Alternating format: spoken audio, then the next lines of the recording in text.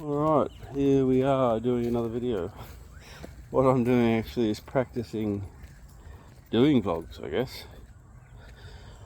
And over there, some people coming. I'll just push pause. Okay, so the thought for the day is addictions and improving quality of life moving forward. Addictions. I think, for fuck's sake, why would you do that? Addictions, I think are started or are done for the sake of other people. When you think about it, that's what I've been thinking of. Why did I develop a drinking problem, an addiction to alcohol for over 20 years? For other people's sake. My family drank, my friends drank. I was a bartender, so I did it for a living. But as time went on, I found myself drinking alone at home. What for? Why? The answer is because I was addicted to something that I'd only started because other people expected me to, or I felt other people expected me to join them in. Peer group pressure, shall we say. So this awareness, as well as the passing of my nephew, who apparently was drinking or consuming alcohol too much, added with stress apparently, was too much for him, you know. So that actually was the realization. Beautiful little purple berries. What the hell are these things? Let's have a look. Put that down for a second. Really soft and squishy. I wonder if they're edible. They don't smell particularly appetizing, but interesting. Anyway, come here. Come here. The pressure was too much for him, but alcohol, I would say, clouded everything, blurred everything, robbed him of important nutrients and vitamins of his body, robbed him of proper deep sleep.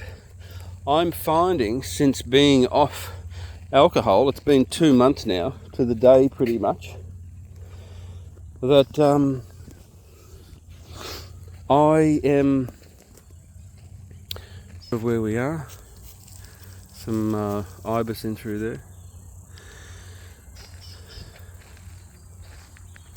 there.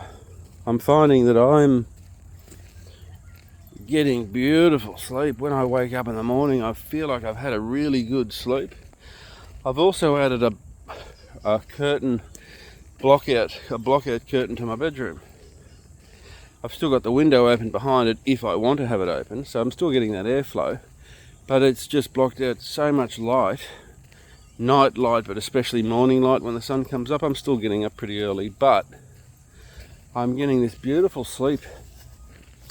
That alone is my reward for not drinking, to be honest, because it's just such a wonderful thing to get this beautiful sleep. And I'm guessing, and I have read, that really a certain deep sleep charges batteries that can't be charged otherwise, which then gives you the ability to handle stress, the general stresses of life and other things, and just your health in general. So I think that alone is going to keep me off the booze, but I just realised, what am I doing sitting here on my own drinking all the time? I don't go out like I used to. So anyway, it feels good. Same with smoking. I haven't had a smoke in 10 months. I went to see a hypnotist. That worked for me. Works like a charm. I've done it before, and it's just like turning a light off. There's some farmers' friends there. I'm just going to go and pull them out, and I'll be back. Okay, yeah, smoking's another one. Hypnotism works for me like a charm. I've done it 5 or 6 times, to be honest, and it just like flicking a switch. So anybody who wants to quit cigarettes and can't, try hypnotism. Yes, it's expensive for $500 Australian, although I did find a lady that did it for 150. They're all as good as each other, so long as you are determined to make it work. So not smoking, not drinking, you know, they're just vices, and they're a waste of time and money and my health. As I'm getting older, I've gained weight, and I'm thinking maybe the overconsumption of alcohol is responsible for it. So that's one of my main motivators, is to lose the weight, and I'm trying to get off the alcohol to help me with that, because at 54 my knees are now starting to get sore, you know. And you know, the moral of the story is, I think we do these things because other people started us, or we felt like we had to join in the party, when it's probably right to a certain extent. But what's more important, the party, impressing others, or joining in the group, or your own health and your own self-esteem, confidence, rest, you know? And at my age, my own self-esteem, rest, and all that's more important than trying to impress other people. Not that you're trying to impress them, but you know what I mean. It's a peer group pressure that's not even said, but it's there, or at least you feel like it's there. So yeah, that's that. So now moving forward, no drinking, no smoking. And what I've started to do too in this financial climate is stop eating out. So I'm not eating out anymore. Occasionally I'll get a takeaway meal, but it's a takeaway meal. I'm not going to a restaurant. I mean, I live on my own, so that'd be futile anyway. I can cook, but when I get takeaway, I'm pretty cautious of how much it's going to cost. And if it's a Chinese takeaway, often I can get 2 or 3 goes at it anyway. You're right? You know, or something like a pie or sausage roll's affordable. But yeah, I cook and I just eat at home, you know. So what I'm doing is I'm taking that cigarette money, that alcohol money, and that money I'm saving by not eating out, and I'm going on holidays more. With that money I would have spent for other people's sake. I mean, eating out really is another example of doing it for other people's sake. Really, by eating out, all you're doing is supporting somebody's business. You're doing it for their sake. I mean, I've got a kitchen at home. I don't need to go and eat out. Yet in Australia, I really feel like often, not that you get treated like it, but it's as if you're being treated like we need to go and eat out to survive, because the customer service is pretty poor. There's no engagement, especially for somebody on their own like myself. A little bit of engagement would be nice. Same with the bars. That's another reason I don't drink out. There's no engagement. Well, not in the town I'm in anyway. I don't know about other places. So yeah, what I'm doing is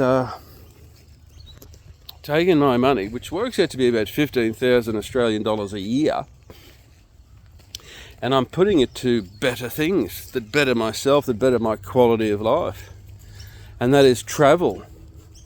So yeah, off to Asia in 6 weeks or so with my brother.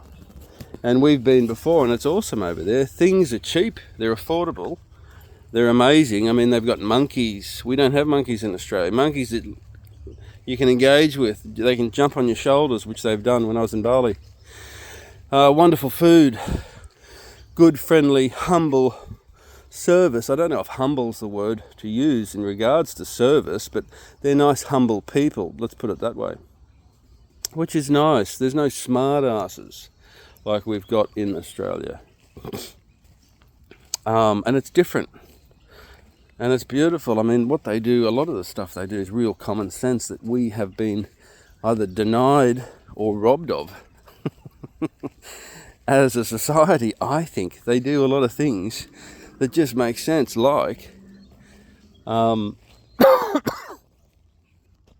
you go to the beach, you can sit in the shade under a shady tree, and you can sit on a, what are those lounge day beds that either sit you up or lay you back down totally horizontal so you can literally sleep on the beach, which I've done at Patong Beach.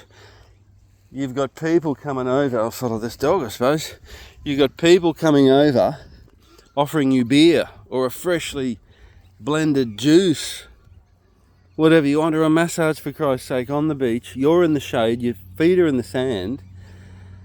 Well, you can't do that in Australia. If you go to the beach in Australia, there's no shade and there's no seat. You're out in the sun and you're getting baked.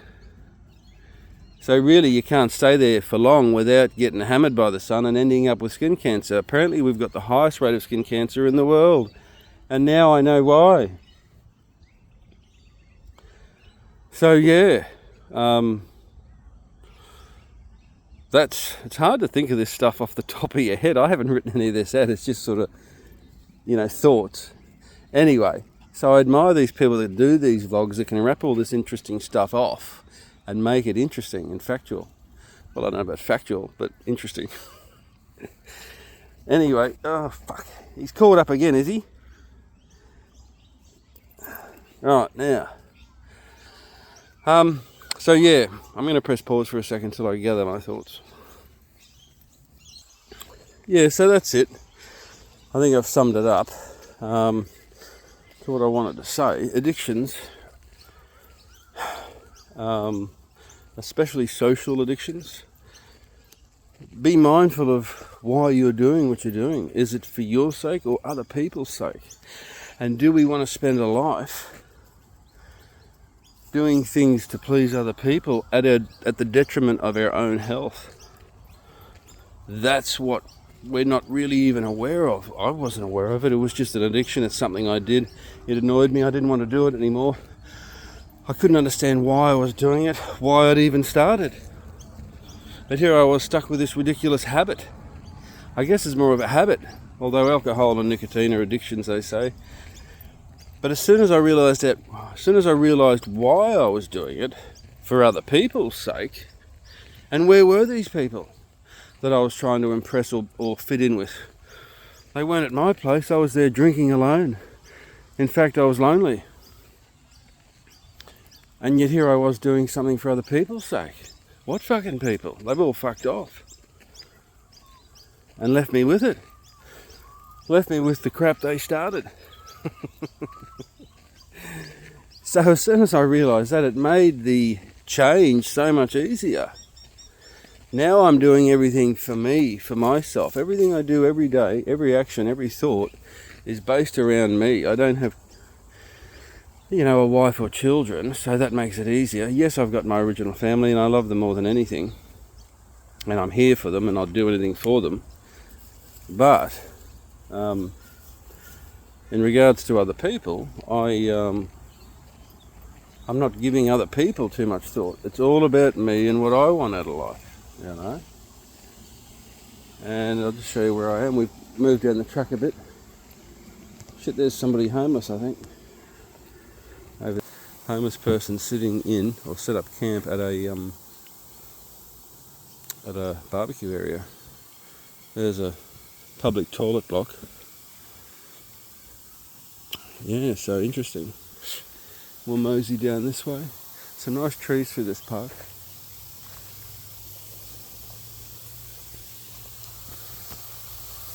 Yeah, so that's it. Just wanted to air that. If you've got addictions and habits, ask yourself, why am I doing these things? Why am I doing these things? Get back to the origination of the habit, of the addiction, and then rationalise it or try to rationalise it from there. And if you can't, then it's time to say to yourself, well, hey, what do I want to do? And take everybody else out of the equation. What do you want to do for your quality of life, for your daily quality of life, and for your experience through life? How do you want to be? How do you want your health to be? How do you want to experience every day? And take other people out of it initially, and then bring them back in slowly once you've got control of yourself mentally and what you want out of your health. So that's it. Thanks for joining me today on this beautiful walk. I love coming through here, and we'll catch you guys next time. Thank you. Have a great day. A good, healthy, great day. Bye.